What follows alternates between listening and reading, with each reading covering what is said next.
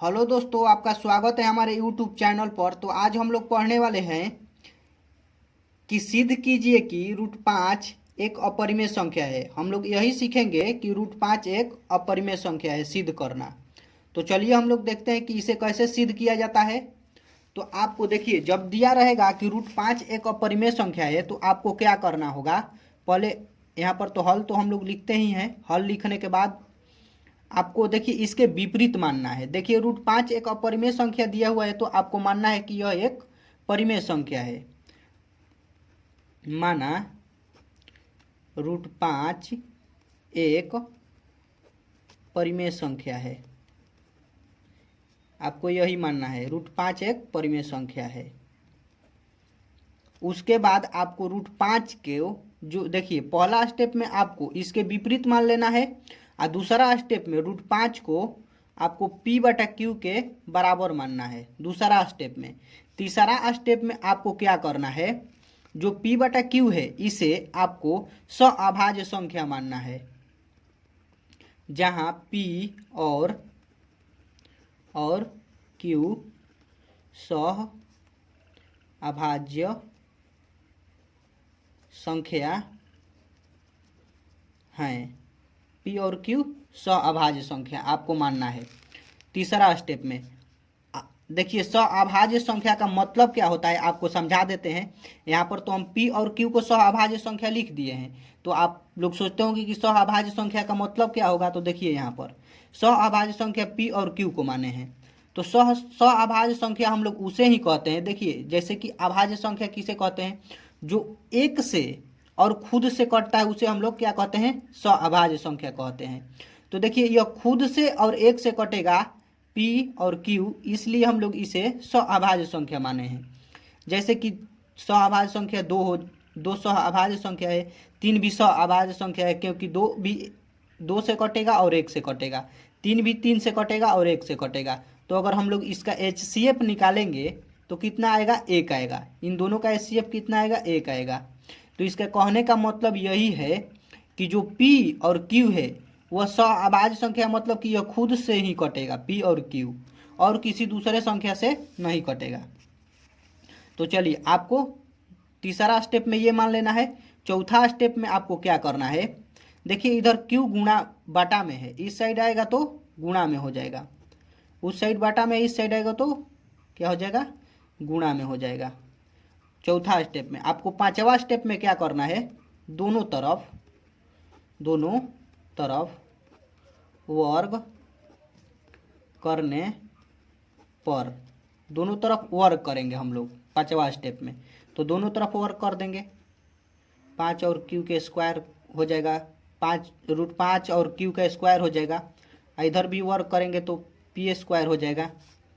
देखिए अब कोष्ट हटाएंगे हम लोग, कोष्ट हटाएंगे तो क्या हो जाएगा, √5 पर स्क्वायर आएगा तो रूट को लेकर हट जाएगा, तो इसमें सिर्फ 5 बच जाएगा और q पर स्क्वायर चढ़ जाएगा, इधर भी p पर स्क्वायर चढ़ जाएगा। अब हम लोग देखिए इधर 5 गुणा में है, उस साइड जाएगा तो बाटा में हो जाएगा, और जब बाटा में हो जाएगा तो p को वो विभाजित करेगा। तो हम लोग यही लिखेंगे, अतः p² 5 से विभाजित है। हम लोग क्या लिखेंगे कि p² है जो 5 से क्या है, विभाजित है, इसलिए p भी 5 से विभाजित होगा। आप कहिएगा कि जब p² 5 से विभाजित है तो p कैसे 5 से विभाजित होगा। तो देखिए आपको बताते हैं। जैसे कि देखिए यहाँ पर हम 3 ले लेते हैं, 3 का स्क्वायर ले लेते हैं और बटा में 3 ले लेते हैं। जब 3 का स्क्वायर करेंगे तो 9 होगा, 9 3 से कटेगा 3 बार में। तो देखिए इसका स्क्वायर जब नहीं रहेगा तो तब भी तो 3 कटेगा 3 से। तो इसका कहने का मतलब यही है कि जब इसका स्क्वायर इससे विभाजित होगा तो बिना स्क्वायर का भी यह विभाजित होगा।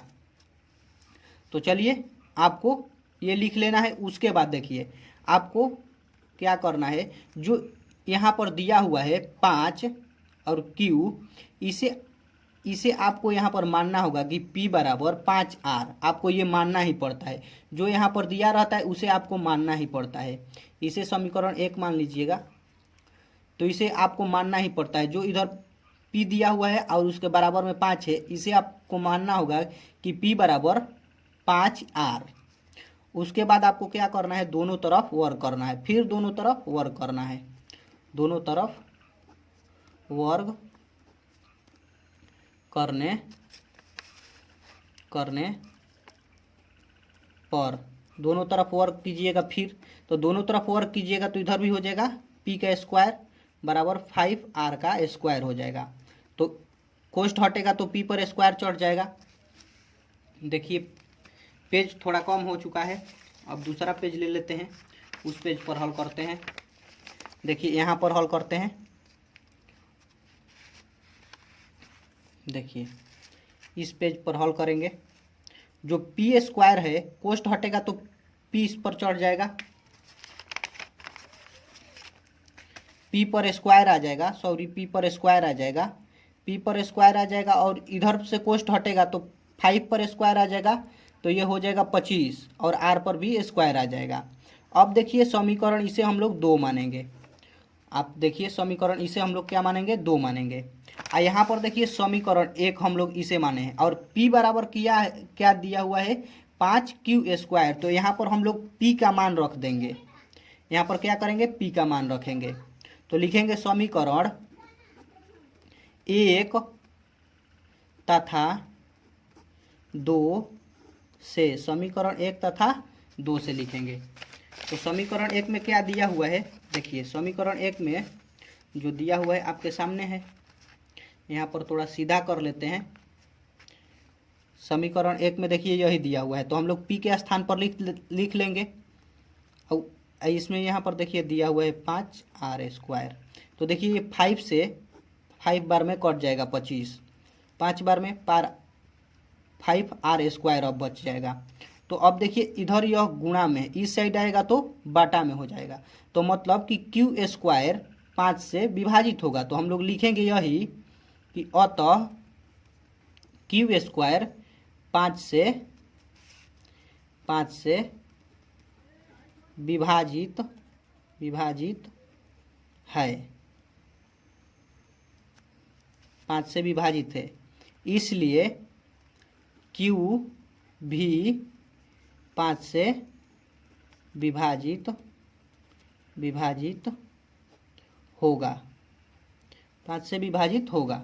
उसके बाद आप देखिए यहाँ पर, जब यहाँ पर देखिए यहाँ पर दिया हुआ है कि P स्क्वायर भी 5 से विभाजित हो रहा है, और यहाँ पर भी Q स्क्वायर भी 5 से विभाजित हो रहा है। आपको यहाँ पर बताएं हम कि इसे जब सह अभाज्य संख्या हम लोग मान लिए हैं, तो यह सिर्फ 1 से विभाजित होगा, 5 से विभाजित नहीं होगा। तो हमारा मानना गलत हो गया। जब हमारा मानना गलत हो गया तो हम लोग यहाँ पर लिखेंगे, क्या लिखेंगे कि अतः Q और P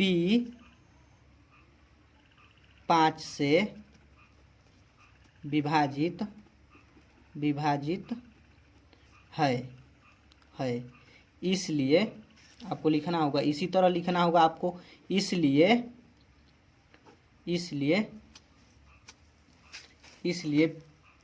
P तथा Q सह अभाज्य संख्या नहीं है। अर्थात आपको अब क्या लिखना होगा, अर्थात √5 एक क्या है, परिमेय संख्या है,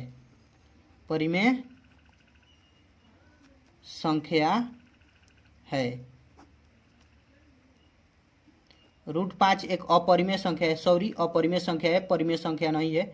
हम लोग परिमेय संख्या माने थे, इसलिए इसका विरोधाभास उत्पन्न हो गया। यहाँ पर देखिए इसका विरोधाभास उत्पन्न हो गया। और जब यह परिमेय संख्या नहीं होगा क्योंकि परिमेय संख्या p बटा q के रूप में रहता है, यह p बटा q के रूप में नहीं है। तो जब यह p बटा q के रूप में नहीं है, क्योंकि यह 5 से विभाजित हो जाएगा तो p बटा q के रूप में नहीं बचेगा, और जब p बटा q के रूप में नहीं बचेगा तो यह परिमेय संख्या नहीं होगा। तो इसलिए हम लोग कहेंगे क्या कि यह एक अपरिमेय संख्या। जब कोई परिमेय संख्या नहीं होता है तो वह क्या होता है, अपरिमेय संख्या होता है। इसलिए हम यहाँ पर माने हैं, देखिए यहाँ पर माने हैं कि यह एक अपरिमेय संख्या। आप इसी तरह से हल कर सकते हैं। आपके एग्जाम में जितना नंबर का क्वेश्चन रहेगा आपको उतना नंबर मिल जाएगा। तो वीडियो अंत तक देखने के लिए थैंक यू। लेकिन और कुछ बता देते हैं, देखिए इस चैनल पर हम लोग वही क्वेश्चन हल करते हैं जो क्वेश्चन आपके एग्जाम में पूछा जाता है। तो इसके लिए आप हमारे प्ले लिस्ट में जाकर आप देख सकते हैं, उसमें इम्पोर्टेंट मैथ लिखा हुआ है, उसमें जाएंगे तो सभी जितने भी पीछे के वीडियो बनाए हैं आपको मिल जाएंगे। और इसके डिस्क्रिप्शन में, इस वीडियो के डिस्क्रिप्शन में भी लिंक डाल देंगे। तो चलिए, अब वीडियो ज़्यादा देर की हो रही है तो अब वीडियो रोकते हैं।